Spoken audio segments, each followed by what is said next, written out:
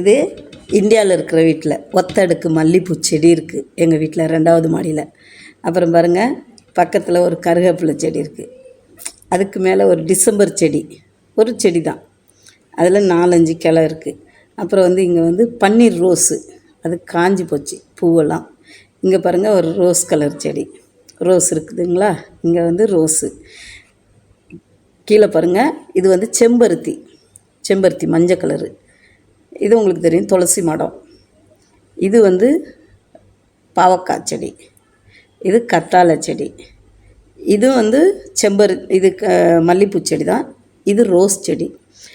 இங்கே பாருங்கள், மாஷா அல்லாஹ், ஒரே ஒரு சாமந்தி செடி தான். ஆனால் அந்த சாமந்தி செடியில் அவ்வளோ பூ பூத்துருக்குது. மொக்கு அவ்வளோ மொக்கு விட்டுருக்கு பாருங்கள், எவ்வளோ மொக்கு இருக்குது. பூ பூத்தா அவ்வளோ அழகாக இருக்கும் பார்க்குறதுக்கு. அப்புறம் இங்கே பக்கத்தில் பாருங்கள், இது ஒரு ரோஸு, பிங்க் கலர், வெள்ளை கலர் ரோஸ் தான், ஆனால் பிங்க்காக இருக்கும், லைட்டாக பிங்க்கு, சூப்பராக இருக்கும் பார்க்குறதுக்கு. அது கலரு எப்படி இருக்குது. எங்கள் வீட்டு தோட்டம் 2வது மாடியில்.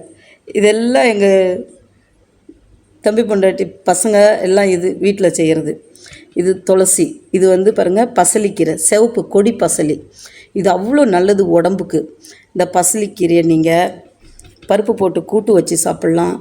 பஜ்ஜி சுடுறப்போ, நம்ம போண்டாவெல்லாம் சுடுறோம்ல, அப்போ கடல மாவில் கொஞ்சம் வெட்டி போட்டு பஜ்ஜி சுட்டு சாப்பிட்லாம்.